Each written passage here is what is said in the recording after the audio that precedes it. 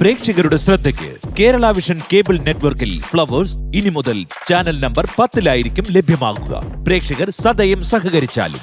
ഡൽഹി മുഖ്യമന്ത്രിയായി അതിഷി നാളെ സത്യപ്രതിജ്ഞ ചെയ്യും. സുൽത്താൻപൂർ MLA മജ്ര മുകേഷ് അഹ്ലാവത് മന്ത്രിസഭയിൽ പുതുമുഖമായെത്തും. നിലവിലെ മറ്റു മന്ത്രിമാർ തുടരും. ഡൽഹി മുഖ്യമന്ത്രിയായി തെരഞ്ഞെടുക്കപ്പെട്ട ആം ആദ്മി നേതാവ് അതിഷി മുഖ്യമന്ത്രിയായി നാളെ സത്യപ്രതിജ്ഞ ചെയ്യും. രാജ്നിവാസിൽ നടക്കുന്ന ലളിതമായ ചടങ്ങിലാകും സത്യപ്രതിജ്ഞ.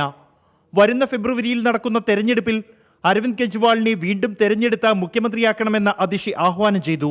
कि वो फिर से अरविंद केजरीवाल जी को चुन के लेके आए और अरविंद केजरीवाल जी को फिर से दिल्ली का मुख्यमंत्री बनाए.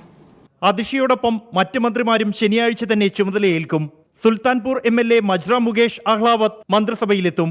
നിലവിലെ മന്ത്രിമാരായ സൗരഭ് ഭരദ്വാജ്, കൈലാഷ് ഗെലോട്ട്, ഗോപാൽ റായ്, ഇമ്രാൻ ഹുസൈൻ എന്നിവർ തുടരും. കെജ്രിവാൾ മന്ത്രിസഭയിലെ ഭൂരിഭാഗം മന്ത്രിമാരും സ്വന്തം വകുപ്പുകൾ തുടരുമെന്നാണ് സൂചന. എന്നാൽ മുഖ്യമന്ത്രിയാകുന്ന അതിഷിയുടെ വകുപ്പുകളിൽ മാറ്റമുണ്ടാകും.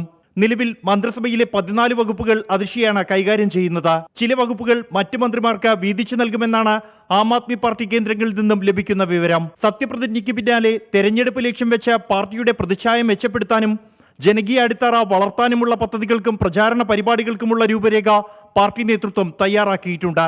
24 ഡൽഹി.